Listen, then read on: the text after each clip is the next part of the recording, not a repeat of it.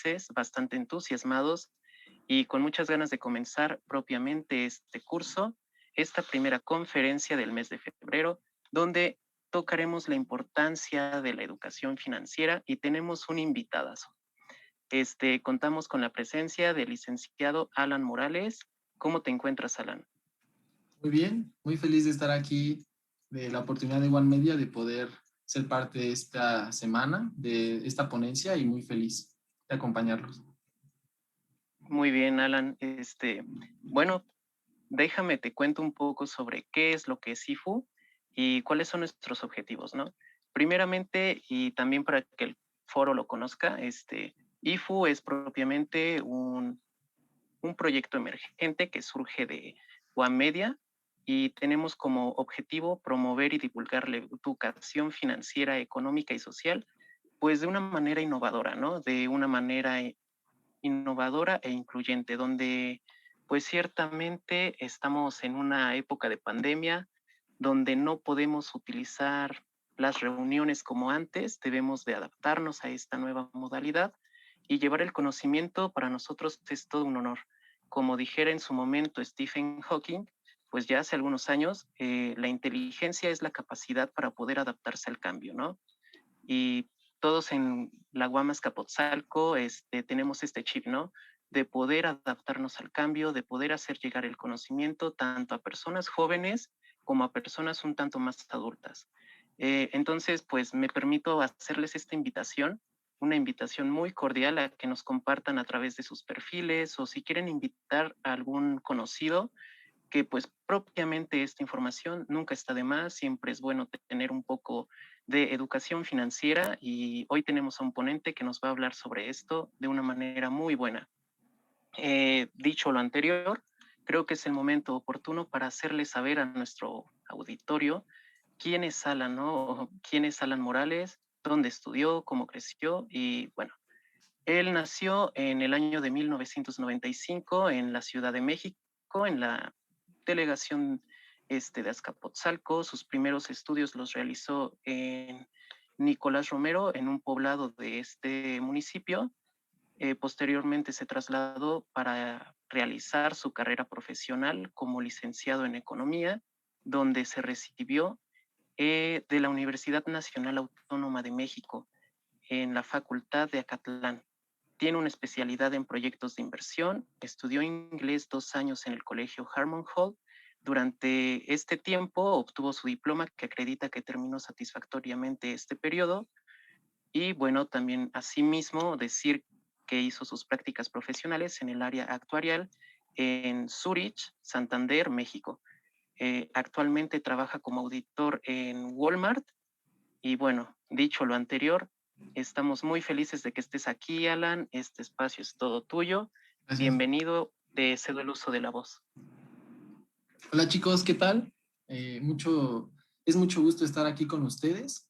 Y primero que nada, me gustaría agradecer a One Media por darme la oportunidad de estar en este espacio, a Alia Balán que me dio la invitación para estar con ustedes. Y pues bueno, dicho lo anterior, me gustaría contarles un poquito de mí, básicamente lo que tú comentaste, Ricardo. Sin embargo, me gustaría comentarles en el aspecto qué pasó después de que yo terminé la carrera, digamos brevemente. Empecé a estudiar, digamos, mi especialidad, la terminé y posteriormente entro en las prácticas profesionales de Zurich, salgo y pues bueno, termina el año y justo cuando termina el año empieza también la pandemia, ¿no? Y en ese momento cuando empieza la pandemia, pues a muchas personas que estábamos dentro de Zurich nos dicen, ¿saben qué? Pues ya se termina su estadía en este lugar y me veo en la necesidad de buscar empleo. Entonces en ese momento se veía muy complicado conseguir uno, de cierta manera, y lo que hice fue pues poner un negocio, ¿no? Inventé un negocio de acuerdo a lo que estaba ocurriendo en ese momento en el mundo y se me ocurrió poner un negocio de, por ejemplo, productos de higiene personal, de higiene para el hogar y toda esta parte. Y la verdad es que sí, en el primer momento sí me estaba yendo bastante bien. Después, en un periodo de 1 o 2 meses es cuando puedo entrar ya a esta parte de Walmart Y bueno, lo que les quiero comentar con esto es que sí tengo mi trabajo, pero aparte de mi trabajo, pues también tengo uno propio, ¿no? Que más adelante les hablaré un poquito de cómo funciona esta parte, de por ejemplo, que lo que yo tengo ahorita es un ingreso activo, que es mi trabajo, y también tengo un ingreso pasivo, que es mi negocio, en donde realmente no estoy 24 horas del tiempo ahí. Invierto poco tiempo, digamos fines de semana, pero lo que me ayuda mucho a esta parte de mi negocio financiero, pues son las tecnologías financieras, ¿no? Como tal. Entonces, les voy a ir platicando un poquito de eso y bueno, les voy a compartir una presentación que hice precisamente para la ponencia.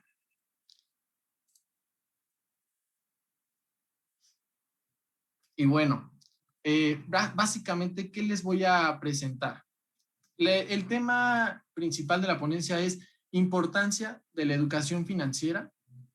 Y muchas personas dirán o pensarán, ¿no? La educación financiera es prácticamente para que una persona se vuelva rica, ¿no? En un cierto corto, mediano, largo plazo, en el mercado de valores, ¿no? En la bolsa de valores. Para eso es la inteligencia financiera. Pues eso lo vemos así porque nos lo han vendido, ¿no?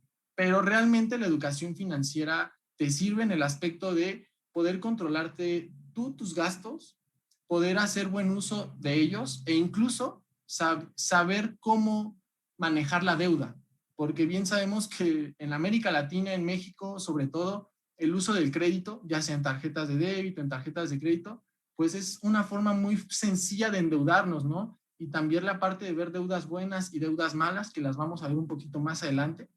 Pero también les quiero hablar de un contexto histórico. Lo que está pasando actualmente en el mundo tiene mucha relevancia con las nuevas tecnologías, sobre todo en el mercado financiero, lo vamos a ver. Pero bueno, históricamente, ¿cómo ha sido? ¿Qué ha pasado con el sistema financiero y la educación que las personas o el conocimiento mucho poco que tenemos acerca de él? ¿Y por qué quizás se le tiene miedo o cierto respeto? No es quizás porque las personas no están o no se acercan mucho a las instituciones financieras. Pero, por ejemplo, eh, ¿qué les vamos a mostrar en esta ponencia? Primero, la introducción a la educación financiera. Primer paso, la inclusión financiera. ¿Cómo es que tú puedes dar ese paso a las finanzas, ¿no? Después, conceptos básicos. En esta parte, por ejemplo, ahorro, inversión, crédito, tarjetas, es algo muy sencillo que vamos a ver. No, preferí no meter tal cual modelos, quizás alguno estadístico hecho propio, algún modelo matemático, algunos ejercicios matemáticos financieros, porque creo que le daría una connotación diferente a la ponencia a lo que realmente quisiera explicarles como tal importancia, ¿no? Importancia social, importancia dentro de la economía personal. Número 4, ¿qué papel juega la tecnología dentro de la educación financiera? Muchos de ustedes quizás ya conocen lo que es una fintech. Es una de las empresas emergentes, de verdad, con mucho auge y algunas de ellas muy bien planteadas, reguladas, incluso por algunas instituciones, como es el sector financiero mexicano. Ya hablaremos un poquito de ello. Y bueno, para concluir, pues la importancia de la educación financiera, ustedes alrededor de la ponencia se podrán ir dando cuenta de lo que me refiero y de lo que estoy hablando. Pues empecemos, por ejemplo, con la educación financiera. La educación financiera en la OCDE, pues digamos, es la enseñanza de habilidades y conocimientos que una persona tiene en torno a la situación financiera propia, es decir, finanzas personales. Hay un autor, no sé si lo conocen, se llama Robert Kiyosaki. Él habla extensamente de las finanzas personales. Tiene incluso un libro que se llama Padre Rico, Padre Pobre, una portadita ahí morada, y te empieza a explicar los negocios que tienen las diferentes personas a lo largo de su vida para incrementar ellos su patrimonio propio. Sin en cambio, las personas que no dan ese brinco a ser emprendedores, por así decirlo, demeritan mucho ese esfuerzo y prefieren simplemente quedarse en un ambiente laboral seguro. La seguridad y la estabilidad que te puede dar un trabajo de planta es muy diferente al trabajo que te puede dar un negocio. Y también es muy diferente el ingreso. Lo vimos en esta pandemia, por ejemplo, restaurantes, bares, digamos, negocios que personas estaban emprendiendo, se fueron a la quiebra precisamente porque el ingreso dejó de fluir. Ahora bien, del otro lado, las personas que tenían un empleo seguro, digamos seguro porque también hubo mucho desempleo, pero digamos la parte que no quedó desempleada en este papel, pues sí tuvo un ingreso seguro, ¿no? Entonces quizás esa es una de las partes por las que a veces no nos atrevemos, pero bueno, ese es otro tema. ¿Qué pasa con la educación financiera y por qué instituciones internacionales como quizá el Banco Mundial o quizá la Organización de la Cooperación Económica influye mucho en que se creen políticas de educación financiera en los países? Número uno, porque es garantizar una clase media. Si tú garantizas una clase en cierto país que esté un poco alejado de la pobreza extrema, de los niveles de pobreza, y esté en un papel de bienestar, digamos, en el ámbito social, socioeconómico, pues es muy diferente, ¿no?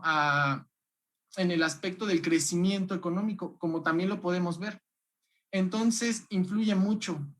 Lo que ellos tratan de hacer hoy en día es ingresar nuevas políticas de educación financiera dentro de los países, y uno de esos países es México.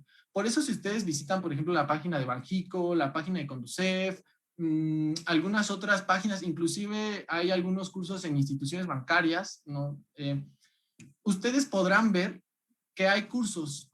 Toma un curso para saber cómo ahorrar. Toma un curso para saber cuándo y cómo emitir deuda, ¿no? Bueno, digamos tú, pedir un préstamo. Tipo de esas cosas nosotros podemos encontrar dentro de esas páginas de internet de las organizaciones internacionales y nacionales, ¿no?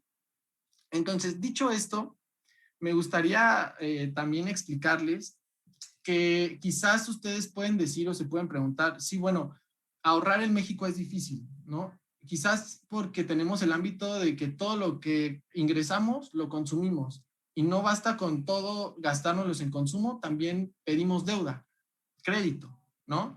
Entonces, en este ámbito sí influye también el salario, el ingreso en México, por supuesto que influye en la forma en la que tú vas a administrar, porque no es lo mismo que tú tengas a lo mejor 5 salarios mínimos a que tengas 3 salarios mínimos, ¿no? Entonces, eso perjudica mucho o sí influye bastante o merma el ahorro. Pero también hay otra parte y es la falta de información y el desconocimiento que tenemos dentro del mercado financiero. Porque como les repito, no nada más es para que tú te vuelvas rico o para que tú solamente inviertas en acciones. No, no, no. También hay plataformas de inversión, hay fondos de inversión, hay también cuentas, o sea, tú puedes tener tu cuenta de ahorro, tu cuenta de cheques, que no sé cuántas personas tengan cuenta de cheques, pero de verdad, la cuenta de cheques es un producto financiero muy bueno, se los voy a ir explicando conforme avance la ponencia, pero realmente este es el interés y no solo, yo creo que no debería ser una preocupación solo de las instituciones monetarias alrededor del país o del mundo, sino también una preocupación de nosotros, porque si se dan cuenta, ustedes, diciendo de una manera vulgar, ustedes ya van a patrocinar su retiro, ¿no? En medida que ustedes aprendan a ahorrar, en medida que ustedes aprendan a tener ese feeling financiero, van a poder tener una seguridad económica en el largo plazo. ¿Estamos? Muy bien.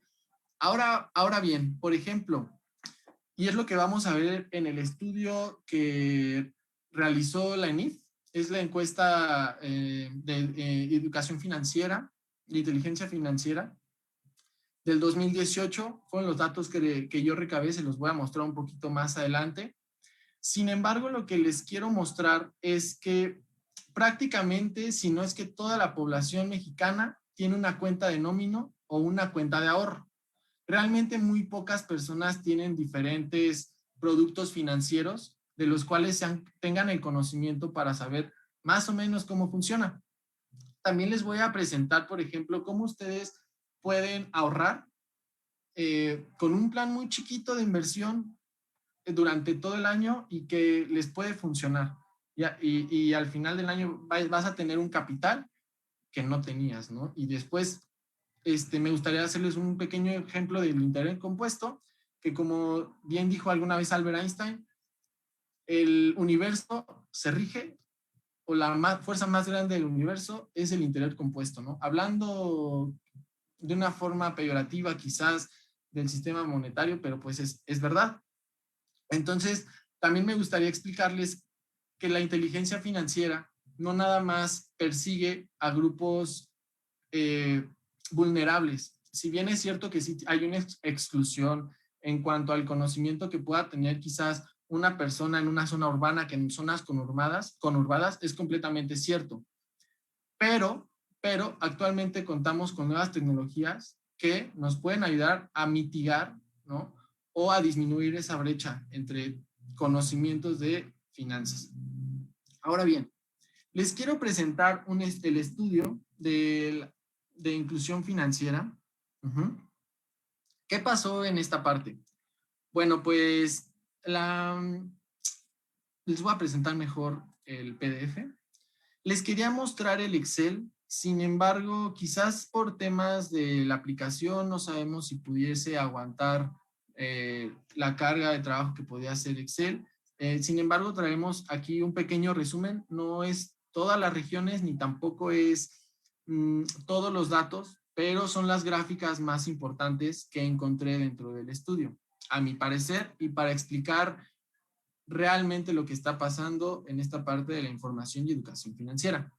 Muy bien, como ustedes pueden ver, aquí tenemos región norte, ¿sí? La región norte que abarca, que es bueno, en este caso se subdivide por la región noroeste, que abarca Baja California Sur, Chihuahua, Durango, Sinaloa y Sonora. Les voy a presentar también la región noroeste. Aquí en la región noreste también está, por ejemplo, Coahuila, Nuevo León, San Luis Potosí, Tamaulipas. Voy a bajar a Ciudad de México y por último voy a terminar con el sur. No metí algunos estados como puede ser Jalisco, que es la región occidente, parte de esta región. No lo quise meter porque creo que se explica solito en el contexto de números qué es lo que está pasando actualmente, ¿no? En cuanto a educación financiera a nivel regional, nacional, nos referimos. Bueno, pues, ¿qué hizo la ENIF? La ENIF dividió por regiones el país. En total son 6 regiones. De esas 6 regiones, por ejemplo, tenemos la región norte, y lo que hicieron fue dividir por tamaño de localidad. Localidad, a lo mejor puedes decir pequeña y media, a localidades ya grandes, que son las zonas urbanas contra las zonas conurbadas. Podemos verlo aquí, que te habla de 1 a 15,000 habitantes, ¿no? 14,999 y 15,000 hasta donde les haya dado. Pero bueno, en fin, ¿qué hizo aquí? Por ejemplo, lo que ellos dicen es, vamos a trabajar los datos en variaciones y no tanto en una distribución. ¿Por qué no en una distribución?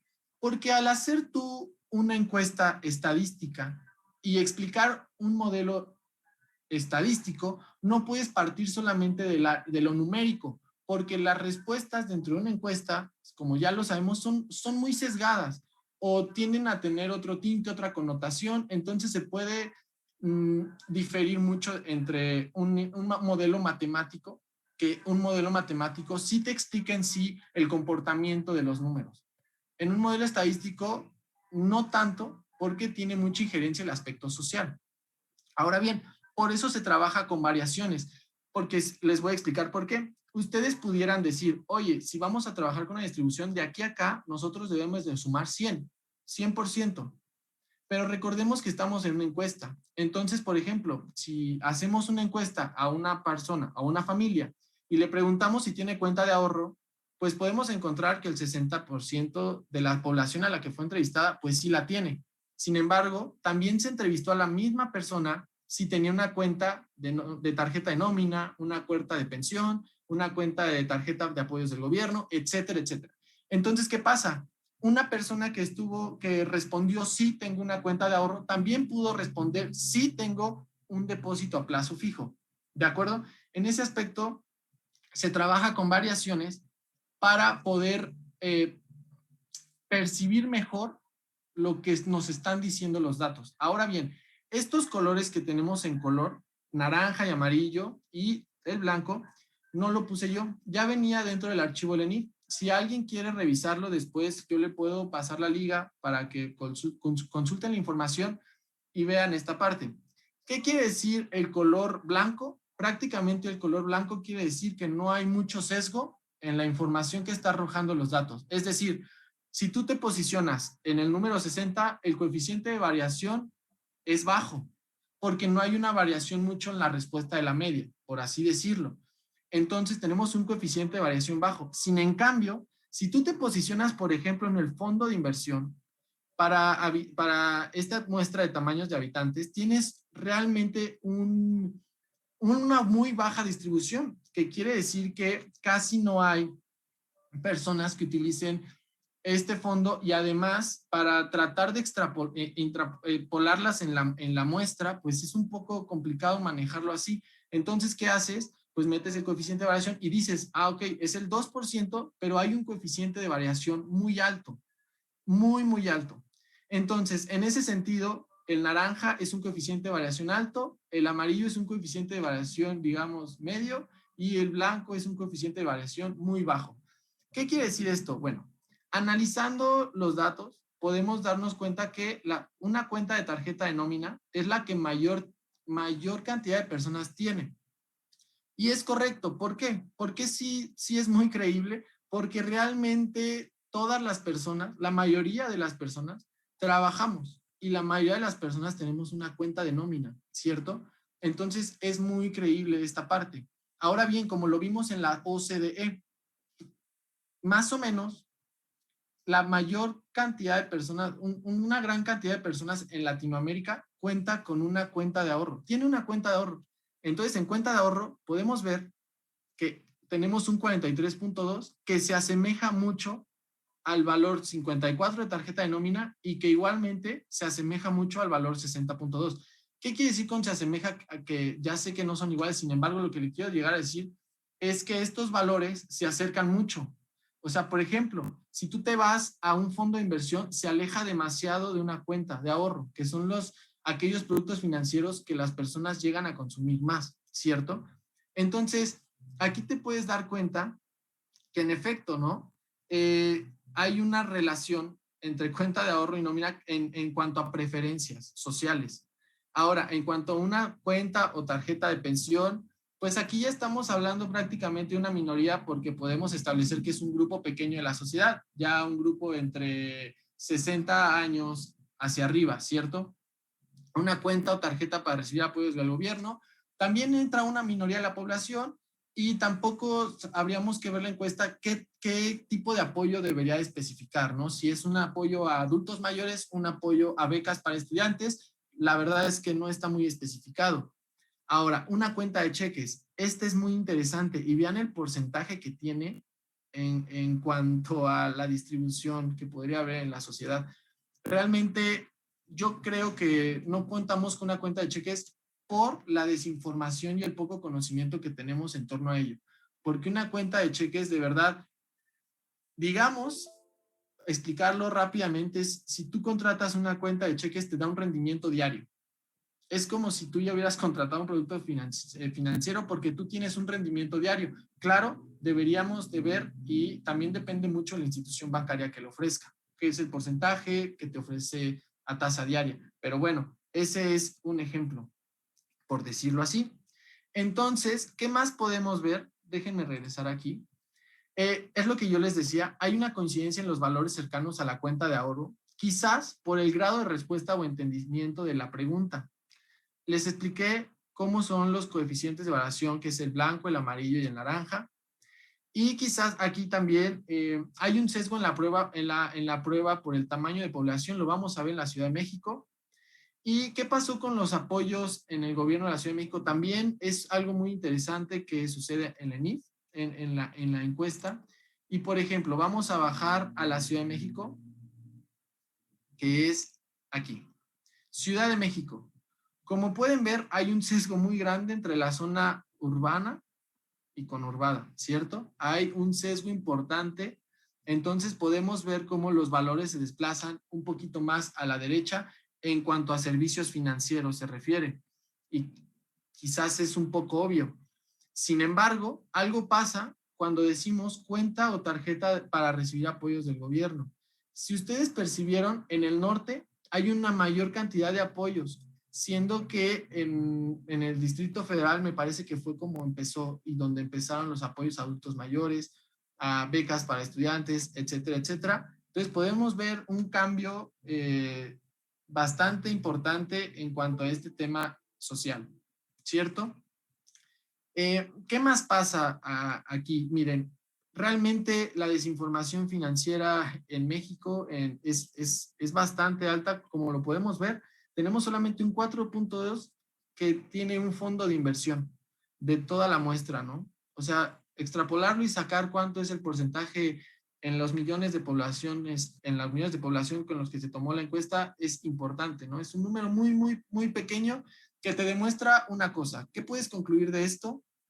Bueno, que realmente el mercado financiero mexicano en cuanto a productos se refiere no es un mercado tan explotado y que tiene dividendos y puede generar los mismos. Sin embargo, por el desconocimiento que hay, no nos acercamos a la institución bancaria para preguntar quizás qué productos tienen.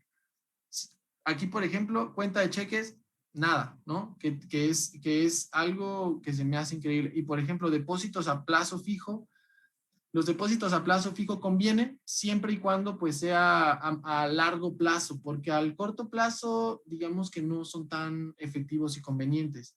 Y en cuanto nosotros bajamos del norte al centro del país y al sur del país, podemos notar, de verdad, en unos momentos les muestro la tabla de sexo, sin embargo, podemos mostrar una disminución importante ya en los servicios financieros, inclusive viendo que son mayor la cantidad de habitantes que fueron entrevistadas en comparación de la zona centro que les puse Ciudad de México, ¿no? Es importante conocer estos datos porque a partir de ellos es como nosotros nos podemos dar cuenta que el mercado financiero en México no se está explotando de la mejor manera, ¿no? Es algo importante. Ahora, ¿qué les quiero dar a entender además de esto? Es la distribución porcentual que hay entre hombres y mujeres. Muchos de nosotros nos podríamos preguntar y podríamos decir, no, pues en este caso los hombres ahorrarían más que las mujeres. Pues podemos ver que no siempre es así. Una cuenta de ahorro, por ejemplo, miren esta parte de la encuesta. Las mujeres prácticamente dicen, sí, sí tengo una cuenta de ahorro, ¿no? O sea, la mayor parte de las mujeres sí cuenta con una cuenta de ahorro, sin embargo, varía mucho entre los hombres. Estos dos los marqué yo, está en blanco. Es prácticamente te dice, sí, las mujeres invertimos, la mayor parte tenemos una cuenta de ahorro, a diferencia de los hombres. En el crédito, hombres tenemos más crédito, quizás se puede dar a entender por qué en un crédito debería de especificar si es a lo mejor una hipoteca, un auto, una motocicleta, crédito de qué tipo. Sin embargo, pues está sesgando mucho hacia la parte de los hombres, ¿no? Que el crédito, entonces podemos ver que sí es muy solicitado, sí tenemos una cultura bastante arraigada al crédito, porque es como les comento, ¿no? Una vez que tenemos ingreso, pues también sale y adquirimos deuda. Pero bueno, voy a dejar de lado el análisis, ¿no? Para mostrarles más de la encuesta. Es lo que les comentaba, también el resultado de la encuesta muestra que realmente no se explota mucho el mercado financiero y entonces, pues puede ser una gran oportunidad, ¿no? Si llegamos o logramos entenderlo. Ahora, dicho ya lo anterior, ya tenemos un contexto histórico de qué es lo que está pasando actualmente en la sociedad, hacia dónde se sesga la información, las preferencias de las personas en cuanto a los productos financieros. Ahora bien, ¿por qué es importante que tú lo entiendas? Y de la forma en que tú lo entiendas. Si tienes conocimientos quizás un poco, sí, básicos de la educación financiera, de cómo funciona esta parte, o en su defecto, pues no los tienes o careces de ellos, o quizás también no entiendes muy bien cómo funcionan. Pero bueno, en este sentido te quiero explicar lo que son los activos, los pasivos, un ingreso activo, un ingreso pasivo, la libertad financiera y por supuesto el presupuesto, ¿no? El presupuesto es de ley que tú tienes que saber cómo funciona y cómo puedes quizás tú mismo hacer una tabla de presupuestos personal con tus ingresos, tus gastos, fijos, variables, etcétera. Más adelante lo vamos a ver. Ahora bien, creo que no hay un problema muy grande con explicar lo que es activo o pasivo. Son los bienes que te generan un valor y los pasivos pues son aquellas situaciones que te generan un egreso. Siempre y cuando como lo veas, ¿no? También lo puedes ver en el área contable, pero no estamos viendo del área contable, te estoy hablando desde un punto de vista de finanzas personales. Ok, luego tenemos la parte del ingreso activo. Bueno, el ingreso activo es como yo se los comentaba hace unos minutos, es la parte del ingreso que yo tengo por mi trabajo fijo.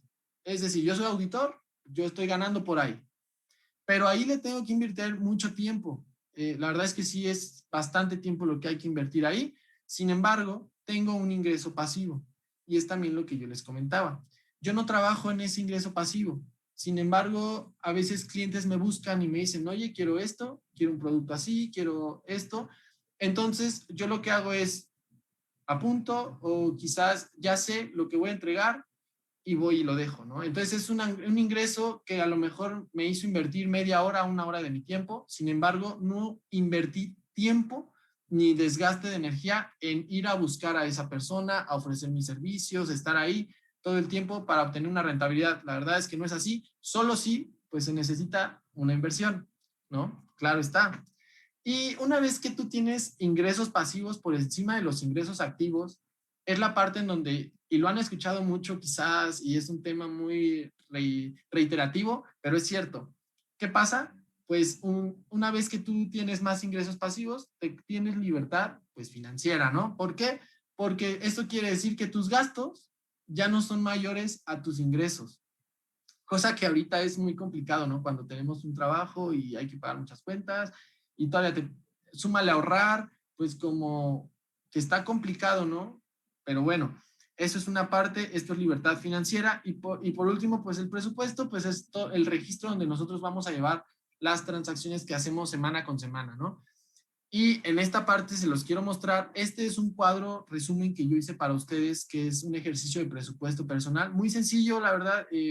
Supongamos, ¿no? Vamos a suponer que tenemos ingresos, tipo y mes, por así decirlo. Tú puedes hacerlo como tú quieras. De hecho, hay unas plataformas financieras que más adelante te voy a hablar de ellas, que te hacen esto. Ya no tienes tú que hacerlo quizás a la manita, a la tablita, pero sería bueno para que aprendieras cómo va funcionando, ¿no? Pero bueno. Entonces, ¿qué pasa? Tenemos sueldos y salarios y otros ingresos, quizá lo podemos llamar como ingreso pasivo, ingreso activo, ingreso pasivo.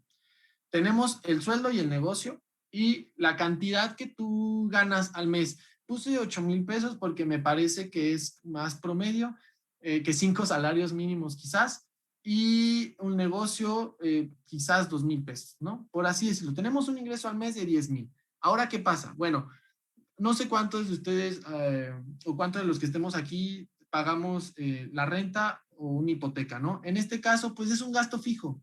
Realmente el pago de la hipoteca es un gasto que siempre vas a hacer. Depende, claro, la tasa a la que yo la hayas metido, ¿no? Porque si lo metiste una tasa variable, que es muy raro que te lo aparezca, pero si llega a haber una tasa variable, pues no te convendría mucho, ¿no? Porque ya no tienes un pago fijo a lo largo del tiempo, ya tus intereses van cambiando. Sin embargo, el gasto fijo me refiero a que siempre vas a tener que pagar tu hipoteca, en este caso a 15 años, por así decirlo. Entonces, un gasto a largo plazo. ¿Qué más hay? Hay los servicios, que es un gasto variable. ¿Por qué variable? Porque llegan, en número uno, llegan bimestrales en alguno de ellos. Número dos, porque no siempre es el mismo gasto. Transporte y combustible es lo mismo, alimentación, mercado, etcétera, etcétera. Entonces, ¿qué pasa? Tú en este momento puedes decir, ok, hago mi tablita y puedes ver que si sales con un saldo a favor, pues qué padre, ¿no? Quiere decir que estás haciendo las cosas bien. Ahora, ¿qué pasa? Están las dos caras de la moneda. Tanto al finalizar el presupuesto tienes un saldo a favor, como también quedar en tablas. Tampoco es buena señal quedar en tablas porque entonces es lo que te mencionaba hace unos momentos. Todo lo que ingresa se consume. Entonces no te queda para ahorrar, no te queda, inclusive sería muy mala idea en ese momento tener una deuda, ¿no crees? O sea, meterte en una deuda en ese momento, yo creo que no sería lo más aconsejable, lo más adecuado cuando tú no estás teniendo un superávit dentro de tus ingresos y egresos. Si falta, pues claro, alerta, es hora de eliminar gastos innecesarios. ¿Cuántos de nosotros no tenemos, por ejemplo, ese gasto de decir, ok, hoy me compro unas papas, me compro una coca, un refresquito y salgo con mis amigos? Y son gastos diarios que quizás te van mermando, ¿no? Que si tú lo ves al final del día, por darte un ejemplo, y compras una coca, bueno, unas papas diario de 10 pesos a un mes normal, digamos, enero, pues ya son 310 pesos, ¿no? Lo que gastaste a lo largo del mes en consumir algo que quizás te pudiste haber quitado, incluso hasta se puede volver un hábito saludable, ¿no? Dejar de consumir ese tipo de cosas. Pero bueno, esta parte también es importante porque tienes que saber en qué sí y en qué no gastar tu dinero. A veces tenemos más egresos porque son esos gastos que incluso, por ejemplo, vas a la oficina, cuando ibas a la oficina y que no estábamos en pandemia, ¿no? ¡Pum! Gastabas en un cafecito y ese cafecito costaba 30 pesos y a lo mejor lo hacías 3 veces a la semana, que para ti no era mucho, pero al final del mes y decías, vaya, gasté incluso 300 pesos en café. Lo puedes ir mejorando ese hábito, ¿no? ¿Para qué? Para obtener un ahorro. Ahora, ¿qué pasa? ¿Cuándo es bueno y cuándo no en ese aspecto del ahorro y de tus ingresos obtener deuda, la necesidad de financiamiento? Porque quiero dejar claro esta parte, ¿no? Todos en algún momento hemos adquirido deuda, ya sea en un crédito de nómina, ya sea en un crédito para un automóvil, lo hemos hecho. Sin embargo, ¿qué tanto va a mermar y qué tanto yo tengo solvencia para pagar ese dinero que estoy pidiendo prestado? Porque recordemos que también hay un interés, ¿no? O a lo mejor te dicen 6 meses sin intereses, pero después hay interés o tienes que pagar antes del plazo para que no te empiecen a cobrar intereses. Pero bueno, es otra cosa. Eh, digamos que nosotros tenemos, por así decirlo, y lo que se recomienda mucho es que nosotros, por ejemplo, en el anterior ejemplo teníamos 10,000 pesos de ingreso mensual entre activo pasivo y activo y ingreso activo. Entonces, ¿qué pasa? Lo recomendable es ver y hacer una pequeña tablita en la que digas, ok, voy a entrarle a una deuda. De esa deuda, ¿qué porcentaje es de mi ingreso? Entonces, hay una regla que es entre el 35 y el 40% es muy aconsejable, o bueno, es aconsejable, no es muy aconsejable, es aconsejable que si te vas a aventar una circunstancia de este tipo, como puede ser un financiamiento, bueno, pues que no rebase el 40 o 50% de tu ingreso, porque si lo rebasa en este sentido, pues agárrate, ¿no? ¿Cómo vas a tener después para pagar? Y no quieres entrar en temas morosos, ¿no? Ni mucho menos otro tipo de cosas. Entonces, lo recomendable es sí ser muy precavido en el momento en el que vas a adquirir deuda o un financiamiento. Por ejemplo, en este caso, pues tenemos 3,500 pesos, el 35% de nuestro ingreso o 4,000 pesos, pero si ustedes se dan cuenta, ¿no? Si ustedes se dan cuenta, entre el total de gastos al mes, 4,000 pesos, 4,000 pesos de 8,500 que son el total de sus gastos al mes, pues estaremos hablando de un 45% que te estarías endeudando, ¿no? Entonces ya no está respetando aquí el 40%. Entonces hay que tener muy atento que sí, aunque es el 40% de tu ingreso, pues también cuidado con la deuda y con el gasto total al mes, ¿no? Hay que ser muy precavido en esa parte. Ahora bien, ¿qué pasa? Y es lo que yo les estaba explicando. ¿La deuda mala o la deuda buena? Aquí es importante concientizarlo porque es correcto que, por ejemplo, tú puedes comprar algo a meses o a crédito que dices, no me va a mermar. Son intereses chiquitos, ¿no? Pero vaya que sí lo hace.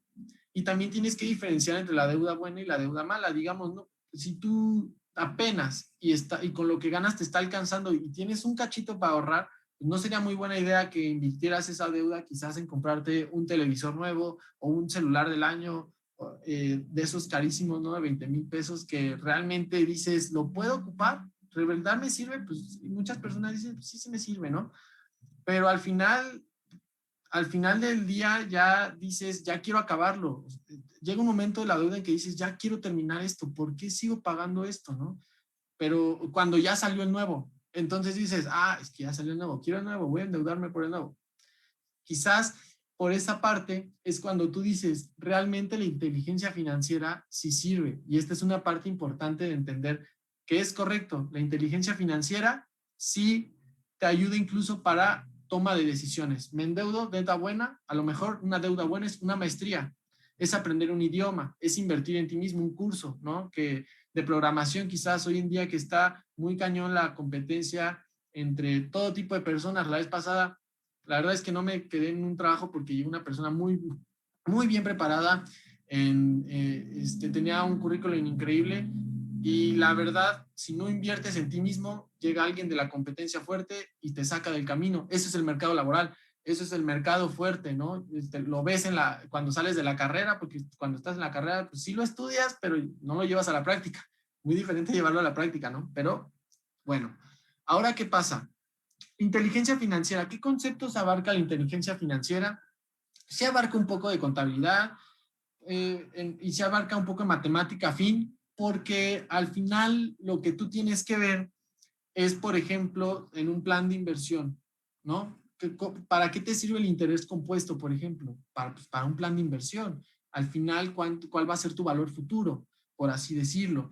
No me voy a meter en términos ya matemáticos, ni tampoco en un modelo ahí pero también, por ejemplo, una amortización, saber cómo van a ser los pagos, cómo va a ser el pago del crédito, de la hipoteca. Este tipo de cosas te ayudan mucho, te enseñan a usar el dinero de forma correcta, porque para todos es muy sencillo decir, es dinero, ¿sí? Pero recordemos que el dinero sí mueve al mundo, en cierto aspecto, el dinero mueve al mundo.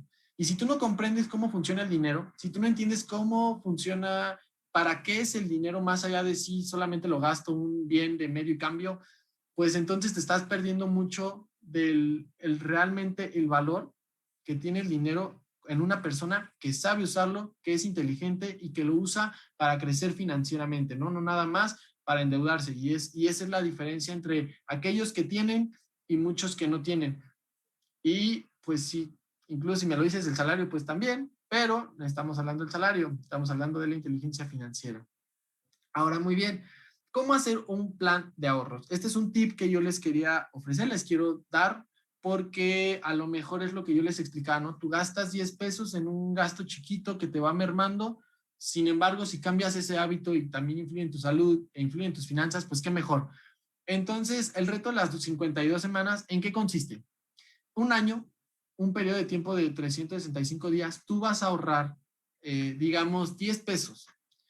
Entonces, a lo largo de ese año tú lo vas a hacer consecutivo. No significa que, por ejemplo, tú metas hoy 10 pesos y mañana metas 10 pesos y así, ¿me entienden? O sea, tiene que ser un plan consecutivo. Pero bueno, por ejemplo, si tú aplicas esta fórmula durante 52 semanas a lo largo del año, pues vas a tener un rendimiento de 13,780 pesos. ¿Cómo puedes sacar, por ejemplo, si tú quisieras no nada más invertir a lo mejor 10 pesos, quieres invertir 5 pesos? Bueno, sería una división de eso, pero si quieres aumentar el valor, por ejemplo, tú incluso puedes sacar una fórmula para sacarlo. Es decir, alguna vez no sé si hicieron el ejercicio en el que sumabas del 1 al 100, te decía el profesor, oye, tú suma del 1 al 100 rápido. Y pues no podías usar la calculadora, ¿no? Y decir, bueno, profe, espérame, se lo traigo mañana. Pues no, lo quiero ahorita. Entonces, hay muchas formas de sacar eso, ¿no? Una de ellas nos las enseñó Gauss, que por ejemplo, la fórmula es n más 1 sobre 2. Explicar la razón matemática de todo eso, pues no le veo mucho en este momento mucho sentido, pero básicamente es, por ejemplo, al número inicial, ajá, que le vas a sumar al final. Por ejemplo, cuando llegas a 100, tú le sumas 1. ¿Por qué? Porque imagina que tú tienes 1 a 100 y después inviertes 100 a 1. Entonces, ¿qué pasa? 1 más 100, 101. 98 más 2, 101, ¿no?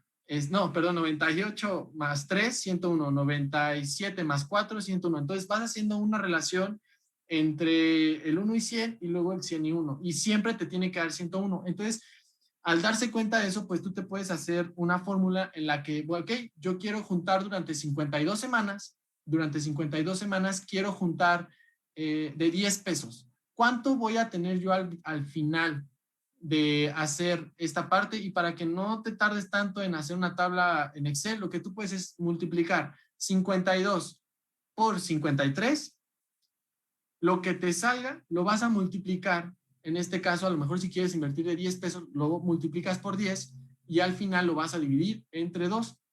Te va a dar el resultado de 13,780, ¿no?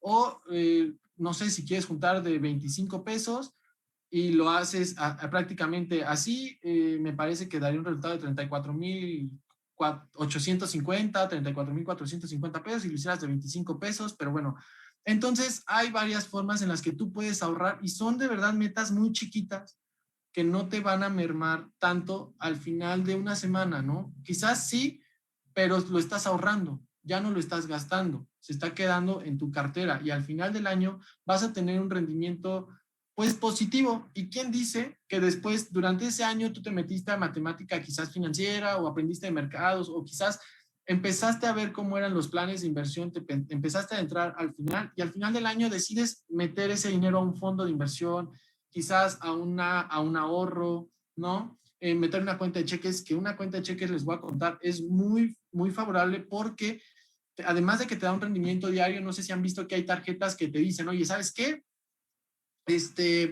Pues ahorita lo que vamos a hacer es, contrátame un seguro y ese seguro pues respalda tu dinero, ¿no? Entonces tú le dices al banco, ok, me va a respaldar mi dinero, ¿no? Porque a veces no lo regresan, pero hay productos financieros o tarjetas que tienen incluido o te venden aparte del seguro. Entonces, ¿qué pasa? Tú pagas una anualidad por tener tu dinero seguro, porque alguien más se lo gaste, porque te roben, etcétera, ¿no? Sin embargo, con una cuenta de cheques, déjame decirte que en esta parte no, porque la cuenta de cheques ya viene, digamos, con ese seguro. Es decir, tú ya no tienes que contratar el seguro al banco, sino tú tienes tu cuenta de cheques y si se te pierde, te roban o algo, tu dinero está asegurado. Ahora me podrás decir, sí, pero una cuenta de cheques es cara. No siempre, y depende de la institución financiera en la que estés buscando, en la institución de banca múltiple, porque hay instituciones de banca múltiple en donde puedes sacar una chequera por 1,000 pesos, ¿no? Como si sacaras una cuenta de ahorro, una cuenta de nómina, etcétera. Por 1,000 pesos puedes tú sacar una chequera. En algunas instituciones sería cuestión de darnos una vuelta. Lo hice, pero quizás por temas de decir nombres financieros aquí de bancos importantes, pues quizás no. Los productos financieros, como bien les comentaba, para no tener un desconocimiento importante del mercado, pues productos financieros está como los de inversión, los de ahorro, como lo vimos de hecho en la encuesta en la ENIF, tarjeta de nómina y cuenta de ahorro de cajón siempre van para cualquier mexicano, ¿no? Y se puede explicar por muchísimas razones. Ahora, ¿qué pasa? Este es un tema que me gustaría platicarles, que son en qué papel juega la tecnología dentro de la educación financiera. Yo me imagino, quiero pensar que efectivamente ustedes han oído hablar de las fintech. Pues bueno, las fintech son intermediarios financieros. Es decir, colocan tu dinero con tan solo tú hacer una inversión, porque hay muchas fintech que efectivamente ya están dentro del mercado nacional mexicano, eh, avaladas por una, o bueno, no avaladas, pero reguladas, es la palabra correcta, reguladas por una institución ya financiera, como puede ser Conducef, como puede ser, me parece que ya hay algunas fintech están reguladas directamente con bancos, como Actinver, por ejemplo. Entonces, tú puedes fijarte cuál es la regulación financiera de esta fintech y prácticamente ver si está asegurada, entonces quiere decir que tu dinero está seguro. ¿Qué papel juega? Pues es básicamente que ahora más fácilmente tú puedes conocer de la mano de un celular, ya no tienes que ir a la institución bancaria, ¿no? En este tiempo que no podemos salir de casa, pues a través de tu celular tú te metes, checas una aplicación bancaria, una aplicación que te deje rendimientos y efectivamente, ¿no? Es muy, muy buena idea y son muy rentables. Hay algunas fintech que te dan arriba de 8% de inversión, ¿no? Prácticamente estamos hablando que es un buen dinero, también convendría entrar con un buen capital. Las fintech, por ejemplo, las puedes ver, si así lo quieres, como por ejemplo una inversión. Digamos Airbnb, todos conocemos Airbnb, ¿no? De un momento a otro fue un boom. ¿Por qué? Porque las personas que tenían una casa a las afueras de las ciudades, que sean centros vacacionales, la rentaban y a través de esa aplicación tú monetizabas. Eso es una fintech, por ejemplo, una plataforma de inversión. Hay otras fintech que, por ejemplo, tú metes ahí cuánto ganas al mes. Se los puedo dejar en algunos links. tú cuánto ganas al mes y te hace un plan de presupuesto de cuánto deberías gastar en comida, en renta, etcétera, etcétera, etcétera, y para que te quede tanto de ahorro. El 10% me parece que algunas manejan, entonces de 10,000 te quedas con 1,000 y así, ¿no? Te van explicando. Hay otras, por ejemplo, fintech, que tú, por ejemplo, tienes cierta solvencia y quieres prestar dinero. Esta fintech, algunas fintech lo que hacen es, por ejemplo, tú prestas el dinero, alguien más lo toma como si fuera un crowdfunding. El crowdfunding es financiar proyectos, como si han visto Shark Tank, eso es crowdfunding, ese programa tan... Pero bueno, eso es crowdfunding. Ahora bien, digamos que esta parte donde tú, por ejemplo, hay alguien que solicita un préstamo y tú tienes dentro de tu aplicación a lo mejor 3,000 pesos. Pues puedes ver a esa persona su historial financiero dentro de la plataforma, cómo ha pagado, si ha pagado bien, si no ha pagado tan bien, y decidir prestarle. Entonces a ti te regresan tu dinero y sobre un interés. E incluso hay algunas fintech en este sentido que también tienen un respaldo económico, quizás creo que no al 100%, pero sí tienen un respaldo económico en caso de que no te llegara a pagar. Ahora sí, actualmente yo no recomendaría mucho eso por el tema de la pandemia, ¿no? Quizás después o antes de, muy rentable. Sin embargo, ahorita en la pandemia, pues es mucha incertidumbre la que puede tener una persona entre tenemos trabajo hoy o no tenemos trabajo mañana. Entonces, hay que tener cuidado. Las fintech revolucionan totalmente, sí, el mercado financiero completamente, ¿no? A través de tu smartphone, de tu iPhone, de lo que tú quieras, contactas con una institución bancaria, esa institución bancaria te da una apertura de cuenta inclusive por tu teléfono, desde tu teléfono, abres una cuenta en alguna plataforma de inversión, de fondos, de ahorro. Ya la verdad es que las fintech en América Latina se han vuelto muy fuertes y México está dentro de los países con más fintech en América Latina. Ojo, que me parece que estamos en el lugar número 7, si no me equivoco, en cuanto a fintech se refiere. Entonces, ¿qué proponen las fintech, muchachos? Pues básicamente nos ofrecen servicios financieros con un apoyo tecnológico, fintech, finanzas, tecnología, añade valores de servicios actuales, trato personalizado inmediato. Es correcto, ¿no? Lo que nos pasa con cualquier red social. Estamos platicando, tenemos seguimiento, conversaciones con otras personas del otro lado, de otras partes, así de rápido también. Así funcionan los productos fintech, son online, ¿no? También es una ventaja que tienes toda la información a la mano de de qué se trata el activo, de qué no se trata, si quieres entrar por ahí o a lo mejor prefieres algo riesgoso o algo no riesgoso, inmediatamente lo puedes consultar dentro de la fintech, ¿no? Reduce los costos de manera eficiente, claro. ¿A quién? Pues imagínate que tú tienes una fintech, pues no gastas en infraestructura, ¿no? Y tampoco es que te vayan a cobrar en algunos casos, pues a lo mejor cierto tipo de comisiones porque pues la empresa no está gastando en eso. Entonces, digamos que por ese lado también conviene mucho la fintech porque es solamente infraestructura en tecnología, ¿cierto? Que también es costoso, pero a lo largo del tiempo va minimizando un poco. Conlleva actualizaciones y eso, pero ok, es un poco menos costoso. Democratizar el acceso a una mayor cantidad de servicios financieros, claro. A través de una fintech, tú ya puedes saber que no nada más puedes tú invertir tú en un fondo de inversión, sino también una cuenta de cheques o quizás en una plataforma de ahorro o quizás en acciones. Hoy en día es muy común, ¿no? Que todos quieren invertir su dinero en acciones, en derivados, etcétera, etcétera, dentro de los mercados financieros. Por ejemplo, eso que se da mucho, que invierte en Netflix, invierte en ciertas plataformas que hoy en día tienen un auge impresionante. Pues bueno, ¿no? Eso a veces yo lo recomiendo, a veces no, porque realmente muchas veces no es lo que dice ahí. Entonces tengan mucho ojo, lean siempre, por ejemplo, el marco legal, lean el marco legal de la empresa, lean el marco legal de la fintech, a dónde van a guardar su dinero, porque muchas veces por desinformación, porque la gente lo ve en internet, lo ve bonito, lo compra, sin embargo, no es tan así, ¿no? Hay que ser muy cuidadosos dentro de eso porque no es face to face, no lo estás haciendo con una institución quizás en el área de sucursal, entonces sí funcionan, la verdad es que sí funcionan y son muy buenas las fintech, solamente tengan cuidado con qué fintech se relacionan y que esté respaldada siempre por una institución importante. Estas son las empresas fintech para mejorar tus finanzas. Por ejemplo, aquí está Cubo. ¿no? Son préstamos entre personas, BRI, que es crowdfunding inmobiliario, ¿no? Invertir en proyectos inmobiliarios, creo que eso siempre va a ser muy bueno porque una casa, un patrimonio jamás pierde su valor, a diferencia, por ejemplo, de un automóvil, que sí va perdiendo valor, se va devaluando. Sin embargo, el mercado inmobiliario, pues es una muy buena oportunidad que te garantiza rendimientos, ¿no? Por este lado, los préstamos que ya les comentaba, tú puedes prestar con otras personas y puedes ver el historial de esa persona, qué tan bien paga, qué tanto no paga, y en medida de eso tú puedes otorgar el préstamo y te genera rendimientos.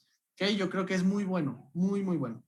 Ahora bien, finalmente, y para terminar, me gustaría entonces terminar con esto, ¿no? La importancia de la educación financiera, como ustedes lo pueden ver, sí, sí es muy importante porque como te lo dice OCDE, es clave llegar a una clase media, ¿no? A una base sostenible de una clase media. Es clave tener un ahorro. Digamos que los países que más ahorro tienen en el mundo, por ejemplo, China.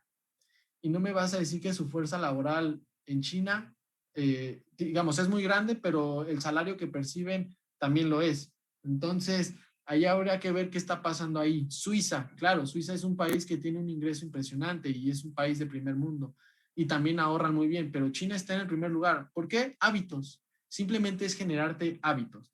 Entonces, la importancia financiera no nada más te va a ayudar a que sí en algún momento del futuro tengas un buen patrimonio, ¿no? También te va a ayudar a que tú organices mejor tus finanzas personales, a que tú en algún momento puedas tener la posibilidad de emprender, porque díganme algo, y de los que están aquí, no sé, después me lo podrán decir en el área de preguntas y respuestas, pero díganme si cuántos de ustedes, y eso es algo que una vez me dijeron, cuántos de ustedes podrían dejar su trabajo base hoy y vivir con lo que tienen ahorrado, y vivir bien, no vivir en el aspecto de que hay que aguantarse, ¿no? No, no, no. Vivir bien, llevar una vida, una calidad de vida como la que ahora llevas, dejando tu trabajo y a lo mejor darte un año sabático y empezar a vivir así. Yo creo que son muy pocas, son muy contadas las personas que pueden darse ese lujo. Entonces, si tú, por ejemplo, no ahorras, no tienes el hábito y quieres empezar a hacerlo, llega a un punto de ahorro en el que el quedarte sin trabajo no sea una preocupación exhaustiva que no te deje dormir. Sí es importante tenerlo, pero sin embargo, ¿cuánto tiempo de que estés desempleado, no tengas trabajo, cuánto tiempo tú puedes aguantar teniendo una buena calidad de vida sin ese ingreso que percibías, ¿no? Sin ese ingreso activo. Entonces, la inteligencia financiera también te ayuda a discernir, ¿no? No puedes meterte, por ejemplo, en una deuda cuando estás desempleado. Pues, sería increíble, ¿no? Ni porque digas, le voy a meter al Uber o al Uber rápido, no sé, ¿no? Ni porque digas eso, sería buena idea que dijeras, me voy a meter en una deuda para meterme en una moto. Y luego vas a... Es un poco complicado, ¿no? En la toma de decisiones. Precisamente por eso es fundamental y es muy bueno tener esta parte de inteligencia financiera, porque además de que te ayuda en la toma de decisiones, te ayuda a tener un buen presupuesto y finanzas sanas, ¿no? Que al final del día todos queremos vivir bien, vivir con cierta comodidad y no tan preocupados por el aspecto financiero que al final del día es lo que todos estamos pendientes, ¿no? Entonces, por este lado, esto es lo que yo les quería decir, les quería explicar sobre las finanzas, la importancia que tiene esta dentro de darles algunos tips. Y bueno, si ya les parece bien, es todo por ahora. Les agradezco mucho la atención que hayan brindado en la ponencia. Y bueno, estamos a sus órdenes y les cedo la palabra a Ricardo, no sé, el área de preguntas y respuestas. Por esta vez todo y pues muchas gracias. Alan, muchas gracias por esta magnífica ponencia. Has planteado ciertamente varios puntos muy importantes que me parece que deben de ser discutidos, y que han generado muy buenas reacciones en nuestro público. Creo que es el momento oportuno para poder pasar al área de preguntas y respuestas propiamente. Y bueno, nuestra primera pregunta proviene de Franco Navarro, que nos pregunta, ¿qué estrategia recomiendas para acercar al sector de alumnos y alumnas de secundarias y preparatorias a la educación financiera? Ok. Primero que nada, Yo diría que uno debe ser consciente y se tienen que concientizar las generaciones que hoy en día, la verdad, somos una generación que no ahorra. Entonces, ¿qué puede ser algo muy bueno y algo que hemos venido platicando incluso no nada más dentro de mesas académicas, sino en mesas en cualquier lugar, ¿no? Con otra persona es, ¿por qué no se dan clases dentro de las instituciones públicas, privadas? Creo que en algunas privadas sí se dan clases, pero dentro de instituciones públicas no se habla de esta importancia que yo creo que sería algo bueno empezar también por ahí, si bien es cierto que están tratando de regular mejor el mercado financiero en cuanto a las fintech, en cuanto a la inteligencia financiera, también sería bueno ver en algún momento programas que impartan escuelas públicas con la importancia de la educación financiera, ¿no? Yo creo que por ahí podemos partir porque díganme quién a veces no va a la escuela. Es muy raro que sea el que, aunque sea, no vaya a primaria, ¿no? Y quizás en primaria es muy pronto para enseñarlo, pero quizás secundaria sí, porque si bien, creo que si no me equivoco, y si bien es cierto, un magnate de negocios que tenemos hoy en día en México, que es Carlos Slim, él ya ahorraba desde secundaria, preparatoria, universidad. Entonces, hizo un imperio, ¿cierto? No sabemos a ciencia cierta la familia ya la que venía, ¿no? Pero hizo un imperio y según él relata en algunos libros, él efectivamente, o en algunas entrevistas, artículos, él ahorraba desde muy pequeño. Entonces, creo que hay un punto muy importante que tocar dentro de la educación pública, privada, enseñar esta parte y también hacer cultura del ahorro, ¿no? Que tú veas a tus papás que empiezan a ahorrar y que tus papás te empiezan a dar dinero para ahorrar, creo que también es importante porque de ahí empiezas a capitalizarte, a saber cómo funciona el dinero y en algún momento para qué es el dinero, que no nada más es como para gastarlo, ¿no? Entonces, eso sería lo que yo podría decirte. Sí, sí, sí, creo que es muy importante esto que dices, cultivar el ahorro propiamente, ¿no? Eh, bueno, pasemos a la segunda pregunta que viene por parte de Fernanda Franco, quien nos indica lo siguiente: ¿sería bueno ahorrar ese dinero en forma de inversión? Y personalmente, ¿cuál recomendarías tú? Forma de inversión, es un poco ambiguo, pueden ser muchísimos, pueden ser a productos financieros o puede ser en un negocio propio, ¿no? Inversión también tiene que ver con un negocio propio. Personalmente, yo que hice, yo creé un negocio de acuerdo a la situación que yo estaba viendo, ¿no? Un contexto social que yo vi y que me motivó y aparte de que me motivó, me convenció para tener ese negocio, que te repito, hoy en día ya no le pongo el 100, pero me sigue generando. La otra es si también es bueno tener acercamiento con instituciones financieras, porque aparte que vas haciendo un historial, empiezas a conocer cómo funcionan los productos financieros. Entonces, yo diría que es de acuerdo al criterio de, ahora sí como dicen los memes, ¿no? Pues depende. Pues sí, ¿no? Depende realmente tu criterio, tu personalidad. Y si tú quieres acercarte a una fintech, también es muy buena idea. Si quieres hacer tu propio negocio, aunque sea pequeño, pero seguro, ¿no? Y que vas, como dicen, ¿no? Pasos pequeños pero seguros, también lo puedes hacer. Entonces, yo te lo dejaría a tu consideración y si tienes algún negocio en mente que puedas ir creándolo poco a poco desde ahorita, también es bueno, ¿no? Sí, sí, sí, precisamente. Bueno, hablábamos sobre la importancia del ahorro, ¿no? Y propiamente creo que en México, pues las personas mayores no siempre tienen confianza en las instituciones bancarias, ¿no? Entonces, justamente la siguiente pregunta va en esa dirección.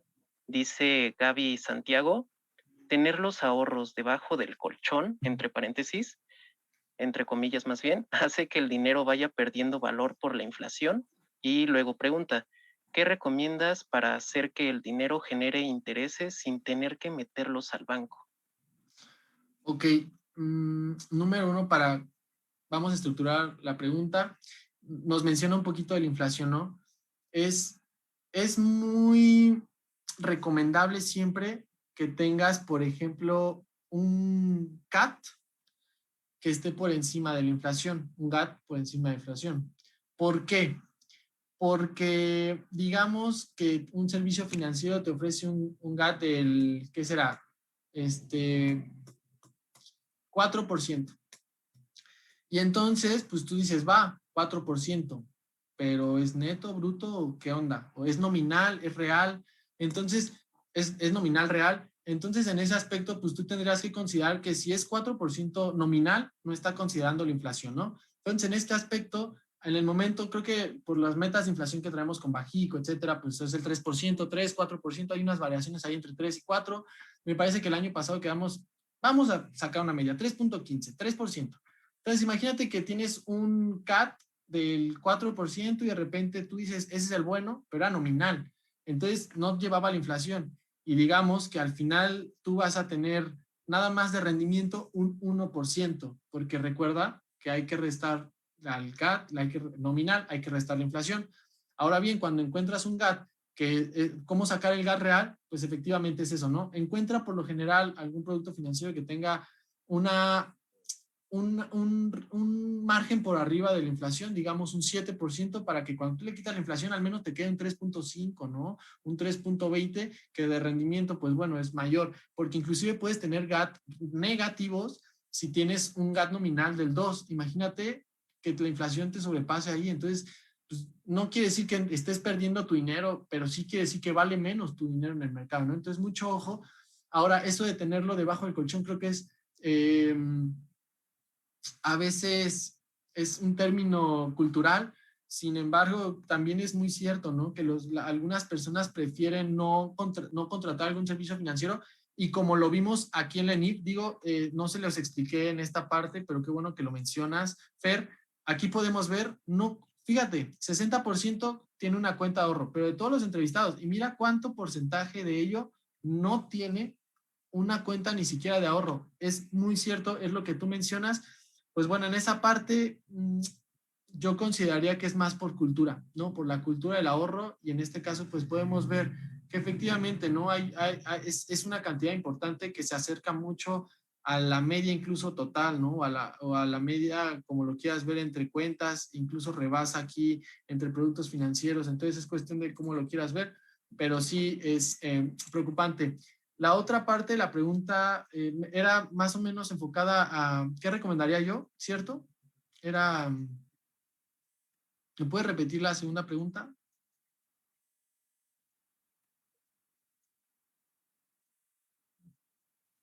Sí, sí, sí. Dice propiamente, ¿qué recomiendas hacer para que el dinero genere intereses sin tener que estar en el banco? Uf, bueno, puedes hacer quizás, si no vas a meter tu dinero en una institución bancaria como tal, puedes pensar en la opción de las fintech. Ahora bien, si tampoco quisieras tú estar dentro de una fintech, pues yo te recomendaría entonces. Básicamente, ¿cómo funciona el interés? Pues es, por ejemplo, interés compuesto, ¿cómo lo manejamos? Pues tienes un capital, quieres tener valor futuro y entonces son capitalizaciones, ¿cierto? Es interés sobre interés. Entonces, algo que se asemejaría mucho, quizás viéndolo de un modelo matemático, podrías hacer la explicación de las 52 semanas, ¿cierto? ¿Por qué? Porque constantemente estás metiendo una cantidad de dinero durante cierto tiempo y estás capitalizando lo que ya tenías antes, ¿no? En lugar de que te hayas quedado con 100 pesos, a lo mejor si con esa capitalización constante, pues a lo mejor ya no tienes 100, sino tienes 1000, sino alcanzas un capital mayor, ¿no? Es más o menos lo que yo te podría decir, quizás entonces un plan de ahorro de esa forma, si no quisieras llevar tu dinero al banco y lo quisieras ver en algún aspecto capitalizable, pues esa medida sería bastante buena. Muy bien, Alan. Bueno, por último, así muy breve, hay una pregunta que dice así, ¿qué es mejor, ahorrar o invertir? Así, a bote pronto, ¿qué dirías tú? Ahorrar, por ahora. Ahorrar, Sí, por ahora. Sí. muy Ahora bien, que amigo. soy joven, exacto. Bueno, pues mira que ha sido un gusto tenerte aquí. Creo que hay muchas más preguntas, pero por el tiempo creo que ya no nos da. Entonces, no me queda más que agradecerte tu Gracias. participación, que te hayas tomado este tiempo y que, bueno, has dejado muy buenos comentarios aquí. Me alegro demasiado de que pudieras darnos unos consejos. Creo que siempre es importante tener en cuenta este modelo de las 52 semanas y pues si tienes alguna forma de contactarte, algún correo en donde se te puedan mandar algunas preguntas un tanto más específicas, de manera más personal, creo. Ajá. Ok, antes que nada, muchas gracias por la invitación, muchas gracias a todo el equipo de One Media que de verdad hizo un súper trabajo y nos tiene aquí en una excelente transmisión. Y claro que sí, pues si quieren pueden contactarme a través del Facebook de Alan Moore. Ese es mi Facebook personal y si tienen alguna duda o alguna asesoría, pues ahí los podemos checar sin ningún problema y muchas gracias también por escucharnos. Excelente, Alan. Bueno, esto es todo por el día de hoy. Vayan a seguirnos en nuestras redes sociales. Estamos en TikTok, Instagram, Facebook.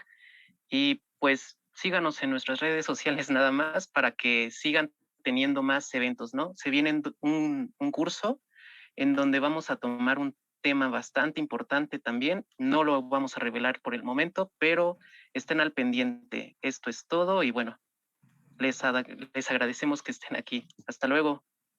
Hasta luego.